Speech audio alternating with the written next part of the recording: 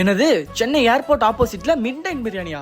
அட ஆமாங்க, அப்படிதான் நம்ம வந்த கடை வந்துட்டு இந்த தள்ளுவண்டி கடை. இந்த தள்ளுவண்டி கடைக்கு வந்துட்டு ப்ரைஸ்லாம் ரொம்ப கம்மியாக இருக்கும்னு நினச்சி ஒரு 4 பிரியாணி ஆட் பண்ணோங்க. ஆட் பண்ணதுக்கு அப்புறம் தான் நான் போகிறது, ஐயோ ஒரு பிரியாணி 170 ரூபாயா, என்னங்க இவ்வளோ ப்ரைஸ் சொல்கிறாங்க. சரி பரவாயில்ல சொல்லிட்டோன்னு சொல்லிட்டு காசையும் பே பண்ணிட்டு நம்ம பையா கிட்ட வந்து பில்லை கொடுத்ததுக்கப்புறம் பையா சரசரன் 4 பிரியாணி எடுத்து பிளேட்டிங் பண்ண ஆரம்பிச்சிட்டாருங்க. ஆஹா, அதை தட்டி அப்படியே பிரியாணி வைக்கும் போது எப்படா சாப்பிடுவோம் அப்படின்ற மாதிரி இருந்துச்சுங்க. ஆனால் அதுக்கு முன்னாடி நம்ம பசங்கள்லாம் வெயிட் பண்ணிட்டு இருக்காங்கன்னு சொல்லி ஞாபகம் வந்ததுங்க. ஸோ அந்த பையா கிட்டேருந்து அந்த பிரியாணி பிளேட்டை வாங்கி நம்ம பசங்க கிட்டலாம் ஃபஸ்ட்டு கொடுத்து முடிச்சாதுங்க. கொடுத்து முடிச்சதுக்கப்புறம் நம்ம பிரியாணியை நம்ம வாங்கினதுக்கப்புறம் ரைத்தா நம்மளே எவ்வளோ வேணா வச்சுக்கலாம்னு சொல்லிட்டாங்க, அங்கே வச்சுருந்தாங்க. ஸோ ரைத்தாவை வச்சுட்டு அதே மாதிரி வந்து கத்திரிக்காய் பச்சடியும் நான் வச்சுக்கிட்டேங்க.